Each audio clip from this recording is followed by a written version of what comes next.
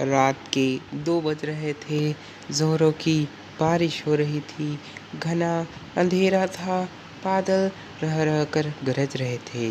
थोड़ी देर पर बिजली चमकती तो आसपास की चीज़ें दिखाई पड़ती थी, अन्यथा हाथ को हाथ दिखाना भी मुश्किल लग रहा था। झारखंड के घाटशिला स्टेशन के बाहर मैं अपना ऑटो लगाए सवारी का इंतज़ार कर रहा था। इस मौसम में सवारी मिलने की उम्मीद कम थी, फिर भी हो सकता था कुछ देर बाद आने वाली ट्रेन से ही कोई सवारी आ जाए। करीब 1 घंटे बाद ट्रेन आई। थोड़ी देर बाद बिजली चमकने पर एक 18 वर्ष की मॉडर्न सी लड़की कंधे पर बैग लटकाए बाहर निकली और सीधे मेरे ऑटो के पास पहुंची और मुसाबनी चलने को कहा।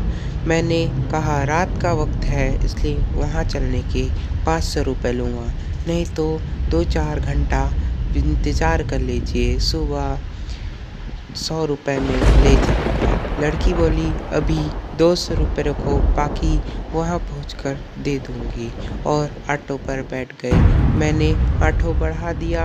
करीब आधा घंटे बाद वहाँ गंतव्य तक पहुँचा। एक मकान के बाहर लड़की ने गाड़ी रुकवाई और घर से पैसे लेने की बात कहकर अंदर चले गई। काफ़ी देर तक वह नहीं लौटी तो मैं अकेले बैठे बैठे परेशान हो गया। घर का दरवाज़ा खटखटाया तो काफ़ी देर बाद एक बूढ़ा ने आँख मलते हुए दरवाज़ा खोला।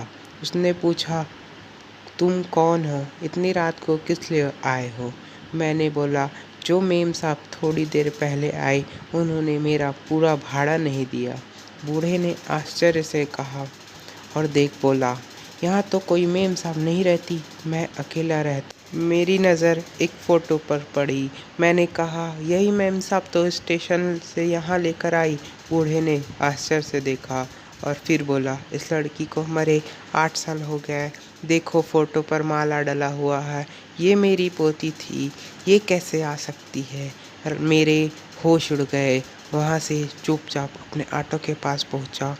मैंने देखा सीट पर 100-100 के 3 नोट रखे थे। मैंने नोट जेब में रखा और वहाँ से बेतहाशा भागा। उस दिन के बाद मैंने रात को ऑटो चलाना ही छोड़ दिया।